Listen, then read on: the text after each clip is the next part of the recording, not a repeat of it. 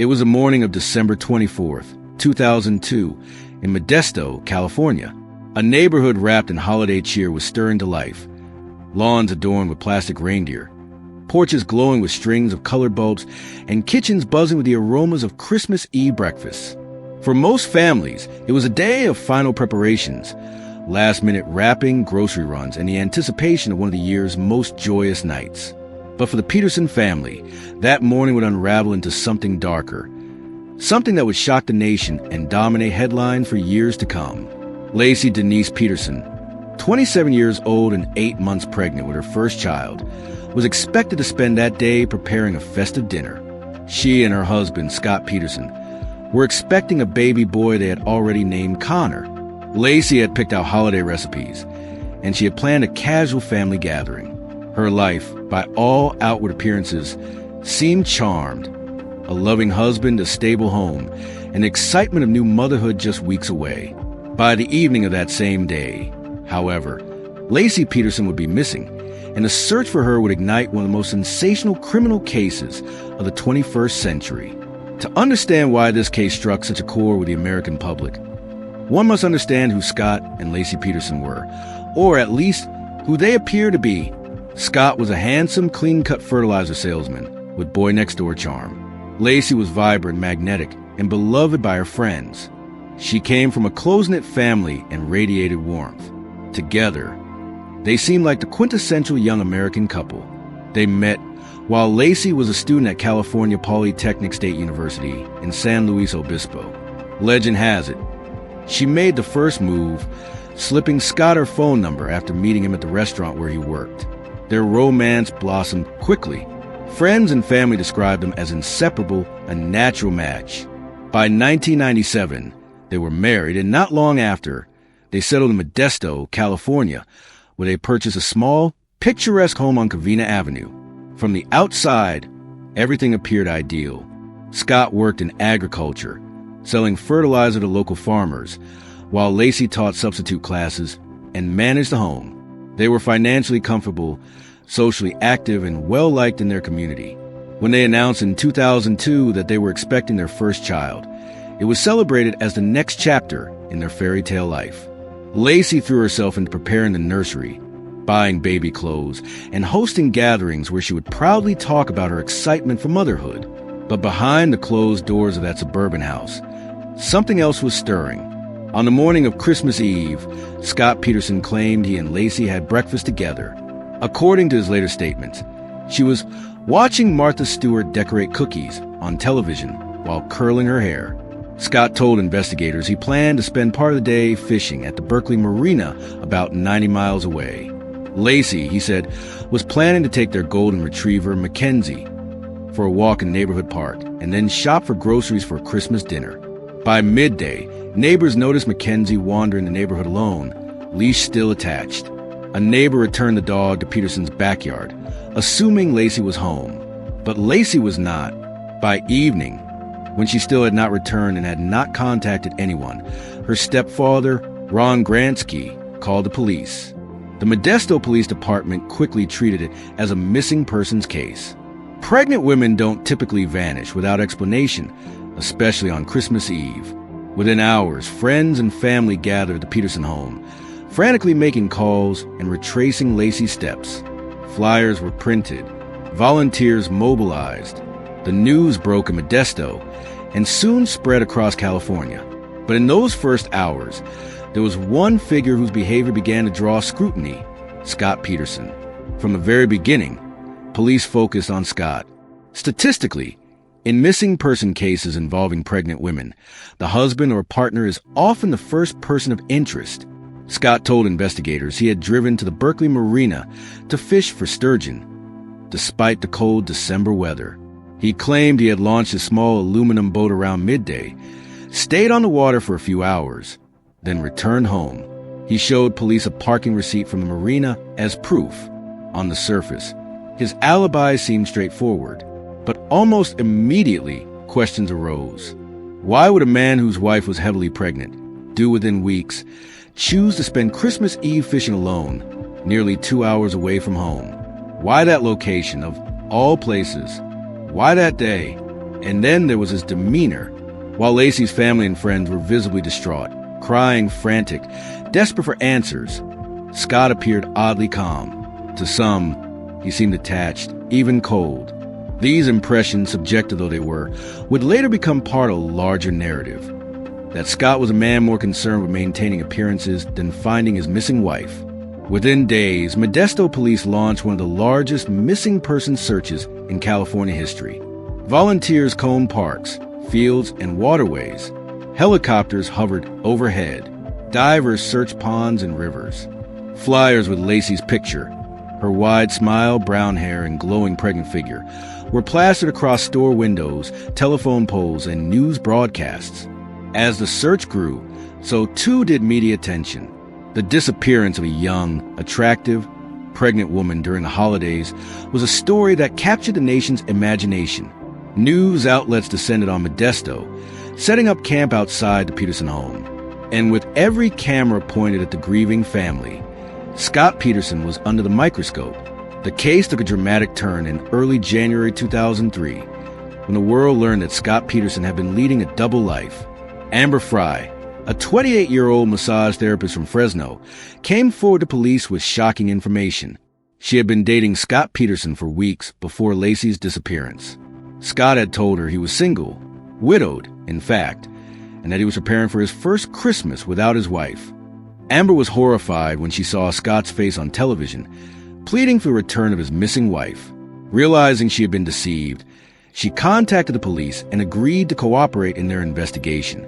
From that point forward, Amber recorded dozens of phone calls with Scott, capturing him as he juggled his public image as a grieving husband with a secret relationship. For prosecutors, Amber Frey would become the linchpin of their case.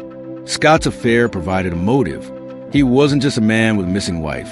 He was a man who, in the eyes of investigators, wanted a new life, free of responsibility, free of impending fatherhood, free to pursue other women. The revelation shattered Scott's carefully maintained image to the public. He went from grieving husband to suspected liar almost overnight. By early 2003, the Peterson case was no longer just a local missing persons investigation. It was a full-blown media circus. National networks devoted daily coverage. Talk shows speculated endlessly about Scott's guilt or innocence. Tabloids splashed lurid headlines across their covers. America became obsessed. Everyone seemed to have an opinion. Neighbors, strangers, pundits. Laci's face became one of the most recognized images in the country. The media painted Scott as a villain, the handsome, unfaithful husband who had grown tired of domestic life. Every detail of his demeanor was dissected. The way he smiled, the way he spoke, his apparent lack of visible anguish. When he was seen golfing or going about daily life instead of tearing down doors to find his wife, commentators pointed to it as evidence of indifference. Scott's defense would later argue that he was a victim of trial by media, convicted in the court of public opinion long before he ever faced a jury. But in April 2003, for months after Laci's disappearance, the story took its darkest turn yet. On April 13th, 2003, a couple walking along the rocky shore of San Francisco Bay made a horrifying discovery. The decomposed remains of a fetus, later confirmed to be Connor Peterson, had washed ashore. The very next day, just a mile away, the torso of a woman was found. It was missing its head and limbs, but DNA confirmed the worst. It was Laci. The discovery site was only a few miles from the Berkeley Marina, where Scott had gone fishing on Christmas Eve. For investigators, this was a moment their suspicions crystallized into certainty. Scott Peterson was no longer just the husband of a missing woman. He was now the prime suspect in a double homicide. On April 18th, 2003, police arrested Scott Peterson near a golf course in La Jolla, California. At the time of his arrest, Scott was driving his Mercedes-Benz. Inside, officers found $15,000 in cash for cell phones, camping equipment, a water purifier, multiple changes of clothes, and his brother's identification card. He had also dyed his hair a lighter shade. To the police, it looked like he was preparing to flee. To Scott's defenders, it was circumstantial, explained away by his paranoia of media attention and the need to protect himself. Regardless of the explanation, the optics were damning. Scott was charged with the murder of Laci and the murder of their unborn child, Connor. The stage was now set for one of the most sensational murder trials in American history. By the time Scott Peterson was arrested in April 2003, the case had already become a national obsession. Cable news networks ran daily updates. Tabloids splashed his face on every cover. He was branded everything from the all-American husband to the ultimate betrayer. The discovery of Laci and Connor's remains had shifted public perception permanently. For many, the question was no longer if Scott had killed them, but why and how. But when prosecutors brought the case to court, they faced a daunting challenge: proving guilt beyond a reasonable doubt without direct physical evidence. There was no murder weapon, no eyewitnesses, no DNA linking Scott to the crime. The trial that followed would become a landmark in American legal history, a battle of narratives, character assassinations, and circumstantial threads woven into a case that continues to spark debate to this day. The prosecution's theory was simple, almost Shakespearean in its tragic arc. Scott Peterson was a man trapped by domesticity, disillusioned with his marriage, and desperate to escape fatherhood. They argued that Scott murdered Laci at their home on December 24th, 2002, transported her body to the Berkeley Marina in his small fishing boat, and dumped her into San Francisco Bay. Weeks later, the currents delivered the remains of both mother and child back to shore, mere miles from where Scott had been that day. The motive, they claimed, lay in his extramarital affair with Amber Frey. By presenting himself to Amber as a single man, even falsely claiming his wife was dead before she had actually vanished, Scott had revealed his desire for a life unburdened by responsibility. The prosecution leaned heavily on Amber's testimony. She recounted how Scott had told her on December 9th, just 2 weeks before Laci disappeared, that this would be his first Christmas without his wife. For jurors, that statement loomed like a chilling prophecy. Mark Garagos, Scott's high-profile defense attorney, countered with equal force. He argued that the state had built its case on assumptions, not evidence. Where was the crime scene? Where was the forensic proof that Laci had been killed in her home? Where was the evidence linking Scott's boat to her remains? Garagos contended that Scott had become the victim of a media witch hunt, a man condemned in the court of public opinion before ever stepping foot in a courtroom. He attacked the credibility of witness timelines, pointing out that multiple neighbors reported seeing Laci walking the dog after Scott had already left for the marina. Furthermore, he floated alternative theories, that Laci may have been abducted by strangers during her walk, possibly by burglars in the neighborhood who feared she had seen something. The defense strategy was clear: inject enough doubt into the jury's mind to make conviction impossible. The trial officially began in June 2004, moved from Modesto to Redwood City due to concerns about pretrial publicity. The jury was composed of 6 men and 6 women. Over the course of nearly 6 months, they were subjected to an unrelenting parade of witnesses, exhibits, and emotional testimony. The most dramatic moment of the prosecution's case came when Amber Frey took the stand. Calm but visibly emotional, she recounted how she had met Scott in November 2002 and how he had told her he was single. Then came the bombshell. On December 9th, Scott told Amber that he had lost his wife and would be spending Christmas alone. This was 2 weeks before Laci vanished. Jurors also heard recordings of phone calls between Amber and Scott, made after Laci's disappearance at the request of police. In them, Scott could be heard lying repeatedly, spinning excuses, and attempting to maintain his relationship with Amber even as he attended vigils for his missing wife. For many in the courtroom, Amber's testimony cut to the heart of the case. Scott's double life, his deceit, his seemingly cold manipulation. Next, prosecutors hammered home the geographical link. Scott went fishing at the Berkeley Marina on December 24th. Months later, Laci and Connor's remains washed ashore near the same location. While no witness saw Scott dumping a body and no physical trace was found in his boat, the prosecution framed the coincidence as too glaring to ignore. Expert witnesses testified about the currents of San Francisco Bay, suggesting that bodies deposited near the marina could plausibly resurface in the exact area where Laci and Connor were found. On the forensic front, the prosecution had little to work with. No blood was found in the Peterson home. No physical evidence tied Laci's body to Scott's boat. Instead, They leaned on circumstantial clues. A single strand of hair, consistent with Laci's, found in Scott's boat. Evidence that Scott had purchased a small anchor that prosecutors allege he used to weigh her body down. The defense countered that such evidence was flimsy, speculative at best. The hair could have transferred innocently. The anchor had never been found. And crucially, no one could even prove Laci had ever been on that boat. As the trial unfolded, the frenzy outside the courthouse rivaled the drama inside. Satellite trucks lined the streets. Protesters carried signs branding Scott a murderer. Tabloids splashed lurid stories of his affairs, his demeanor, his alleged plans to flee. Cable networks ran live coverage daily, dissecting every expression, every objection, every juror's reaction. In this fishbowl environment, Garagos argued that Scott could never receive a fair trial. But the judge pressed forward, determined to see the case through. By November 2004, after months of testimony, the case came down to closing arguments.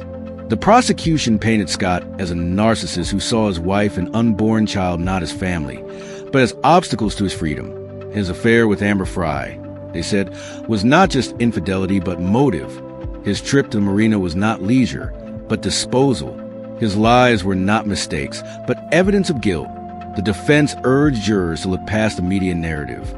They reminded them that no one had witnessed a crime. No physical evidence tied Scott to a murder, and alternative suspects had not been fully investigated.